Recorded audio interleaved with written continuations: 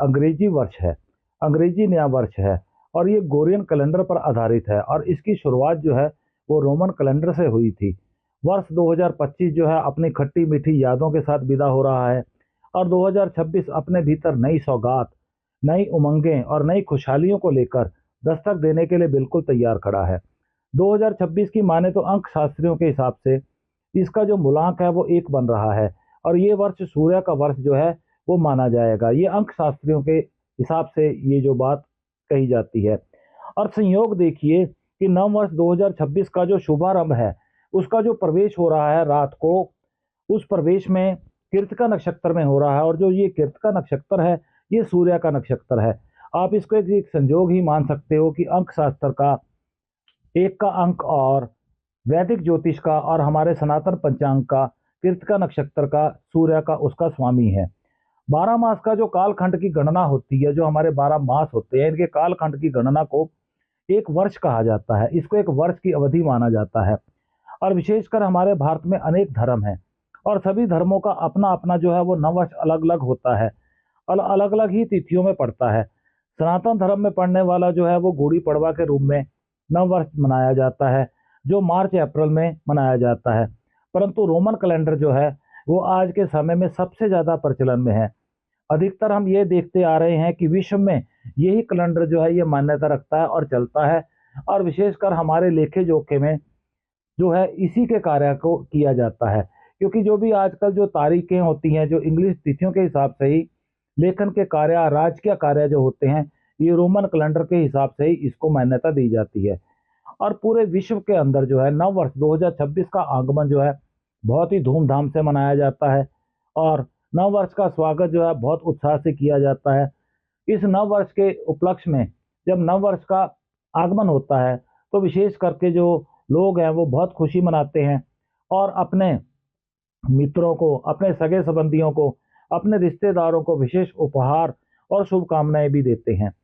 2026 में पड़ने वाला सनातन धर्म के पंचांग के अनुसार ये जो वर्ष का आगमन होगा वो 2083 का शुभारंभ होगा और ये 19 मार्च 2026 को होगा और इस संवत का जो नाम होगा वो रौद्र नाम का ये संवत जो है वो आरंभ होगा और इसके जो राजा हैं वो गुरु होंगे और मंत्री जो है इनके मंगल होंगे। इसी वर्ष और नए संवत में धार्मिक आयोजन जो है और धार्मिक सांस्कृतिक जो आयोजन जो है वो बहुत अधिक होने की संभावना है। धर्म से संबंधित धर्म सभाएं, धर्म के आयोजन, धार्मिक आयोजन ये जो है वो बहुत होंगे। नव वर्ष सदा जो है वो नई आशाओं के साथ आता है और विशेष करके ये कई नई चुनौतियां भी अपने साथ लेके आता है। 2026 वर्ष जो आ रहा है इसके साथ पड़ने वाला जो हमारा विक्रम संवत 2083 में जो 12 की जगह 13 मास होने वाले हैं, ये एक अलग मास होगा जिससे हम अधिक मास भी कहते हैं, पुरुषोत्तम मास भी कहते हैं, मल मास भी कहते हैं, जिसे हम भगवान विष्णु जी को समर्पित करते हैं। ये मास जो है वो ज्येष्ठ महीने में पड़ेगा और अंग्रेजी तारीख के हिसाब से 17 मई 2026 से 15 जून 2026 तक अधिक मास रहेगा। इस मास में तीर्थ स्थानों पर स्नान करना जो है अत्यधिक लाभदायक रहता है। इस मास में दान करना जो है वो सहस्त्र गुना लाभ प्रदान करता है। रामायण का पाठ करना अत्यधिक जो है वो शुभ रहता है। नव वर्ष के आगमन के साथ साथ जो हम 1 तारीख पहला महीना 2026 की रात्रि 12:01 पर जन्म लिया जो बालक है वो अत्यधिक भाग्यशाली होगा, जिसका लगन जो है वो कन्या लगन होगा और राशि उसकी वृष राशि होगी और जन्म नक्षत्र कृत्तिका होगा, जो बहुत ही अच्छा संयोग है क्योंकि 2026 का अंक शास्त्रों के हिसाब से मूलांक भी एक ही बनता है और इसको जो है सूर्य का वर्ष ही माना जाता है। इस समय जन्म लिया जातक जो है वो अत्यधिक भाग्यशाली माना जाएगा। और ज्योतिष के माध्यम से बात करें तो जो 12 राशियां होती हैं 2026 में सभी का फलित जो है वो एक सा नहीं हो सकता, क्योंकि फलित को निकालने के लिए जो 2026 का आगमन है, किसी की राशि कोई पड़ती है, किसी का नक्षत्र कोई पड़ता है। जैसे 27 नक्षत्रों के 108 चरण हैं, उसके अंदर उनके अलग अलग जन्म होते हैं और अलग अलग नक्षत्र होते हैं। और विशेष करके जब हम अपनी जन्म पत्रिकाओं में देखते हैं तो अंतरदशा, प्रत्यंतर दशा, प्राण दशा, सूक्ष्म दशा, चर दशाएं ये सभी की अलग अलग रहती हैं। और ज्योतिष के अंदर अस्त ग्रहों का, मृत ग्रहों का, वक्री ग्रहों का, डिग्रियों को भी मान्यता दी जाती है।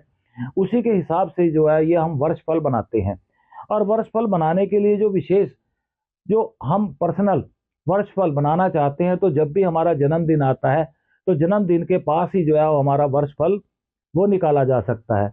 वर्षफल को निकालने के लिए विशेष करके अगर हम 1-2 दिन का वर्षफल 1-2 दिन के लिए जो फलित जानना चाहते हैं उसके लिए हम चंद्रमा की मदद लेते हैं। अगर हम 1 मास का फलित जानने के लिए चाहते हैं तो उसके लिए हम सूर्य संक्रांत से संक्रांत हम जानना चाहते हैं, सूर्य की गोचर पोजीशन को देखते हैं। और वर्षफल के लिए हर व्यक्ति की पर्सनल कुंडली के अंदर बृहस्पति की गोचर और बृहस्पति की प्लेसमेंट को ही ध्यान में रख के उसके वर्षफल का जो है वो अवलोकन किया जाता है।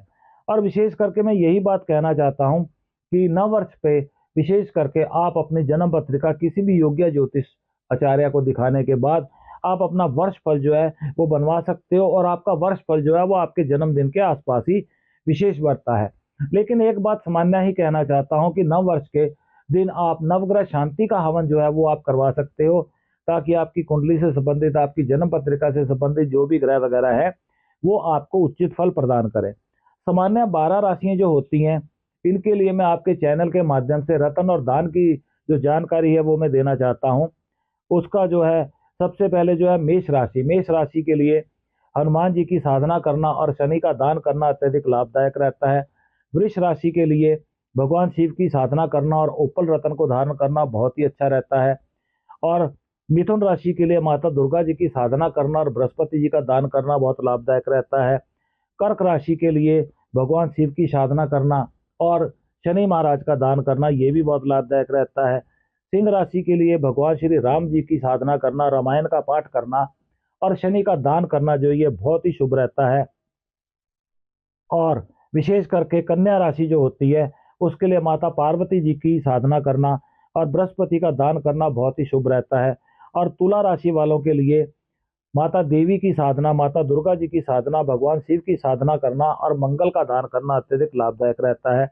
वृश्चिक राशि वालों के लिए बजरंग बली जी की साधना, हनुमान जी की साधना करना और शनि महाराज का दान करना बहुत अच्छा रहता है। धनु राशि वालों के लिए भगवान विष्णु जी की साधना करना एवं बुध का दान करना जो है वो बहुत ही लाभदायक रहता है। मकर राशि वालों के लिए भैरव जी की साधना करना, शिव की साधना करना, सूर्य का दान करना ये बहुत ही शुभ रहता है। और कुंभ राशि वालों के लिए महाकाली की साधना करना, महाकाल जी की साधना करना और मंगल का दान करना ये अत्यधिक शुभ रहता है। आखिरी राशि है मीन राशि। मीन राशि के लिए भगवान कन्हैया कृष्ण भगवान जी की साधना करना, भगवान विष्णु जी की साधना करना और बुध का दान करना जो है वो बहुत ही अच्छा रहता है। और विशेष करके आपके चैनल के माध्यम से मैं करबद्ध एक निवेदन भी करना चाहता हूँ कि 2025 के विदा होते इसके साथ साथ मैं सभी युवाओं से एक आग्रह करना चाहता हूं कि इस 2025 के विदा होते साथ साथ आप अपने व्यसनों को भी विदाई दीजिए, अपने व्यसनों को भी त्याग दीजिए, अपने नशों को त्याग दीजिए, अपने माता पिता जी की आज्ञा का पालन कीजिए, अपने गुरु समान आदरणीय बड़े लोगों के चरण स्पर्श करके आशीर्वाद लीजिए। और 2026 जो है बहुत ही अच्छा आपके लिए खुशहाली लेकर आए और बहुत ही अच्छी शुभ सूचनाएं लेके आए। ऐसा आप संकल्प लीजिए कि हम सभी नशों को त्याग करके अपने भारतवर्ष के लिए हम अपने जीवन को समर्पित करेंगे और नेक कार्य करके हम आगे बढ़ेंगे। विशेष करके एक बात और कहना चाहता हूं, जैसे 2026 अंक शास्त्रियों के हिसाब से सूर्य का 1 का अंक बनता है और इसका प्रवेश जो भी है वो कृतिका नक्षत्र में हो रहा है। सूर्य इसका स्वामी है, तो भ्रष्टाचार करने वालों के लिए ये जो साल वो बिल्कुल ठीक नहीं रहेगा, क्योंकि सूर्य राजा है और वो भ्रष्टाचार करने वालों को अवश्य किसी न किसी रूप में वो दंड देंगे, वो दंड के अधिकारी बनेंगे। और एक मान्यता और आती है कि जैसे नव वर्ष का आगमन हो रहा है, आप इन पलों को यादगार बनाने के लिए आप असहाय लोगों की मदद कर सकते हो और उनको फल का भी दान कर सकते हो, भेंट कर सकते हो। और अनाथालय के अंदर जाकर आप बच्चों को नव वर्ष के उपलक्ष्य में गिफ्ट, औषधियाँ, खिलौने, मिठाई, वस्त्र अपनी समर्थानुसार आप दान कीजिए। इसमें ये बात नहीं होती कि आपने किसको कितना देना है, आपकी जितनी समर्था है आप उतनी ही दे सकते हो। और इस 2026 के आगमन पर और इसको यादगार बनाने के लिए वृद्धा आश्रम में आप जो गर्म कंबल है, सर्दियों का इस समय समय चल रहा है, कुछ लोग होते हैं असहाय होते हैं, उनके पास गर्म वस्त्रों की कमी रहती है, तो कृपया उनको गर्म वस्त्र आप प्रदान कीजिए, औषधि का दान कीजिए, फल आदि का दान अवश्य भेंट कीजिए। और विशेष करके ये नव वर्ष आपके लिए खुशहाली ही लेकर आएगा। जब आप मानव के प्रति समर्पित रहता है, जन कल्याण के कार्य करता है, तो इष्ट भगवान उनको आशीर्वाद देते हैं और हमारा भारतवर्ष जो है वो अत्यधिक इस 2026 में उन्नति और तरक्की करेगा और धार्मिक कार्य जो है वो बहुत ही धूमधाम से मनाए जाएंगे और इस नव वर्ष के अंदर बहुत ही अच्छी शुभ सूचनाएं जो हैं वो हमें मिलेंगी। व्यापारी वर्ग भी अत्यधिक उन्नति और तरक्की करेंगे।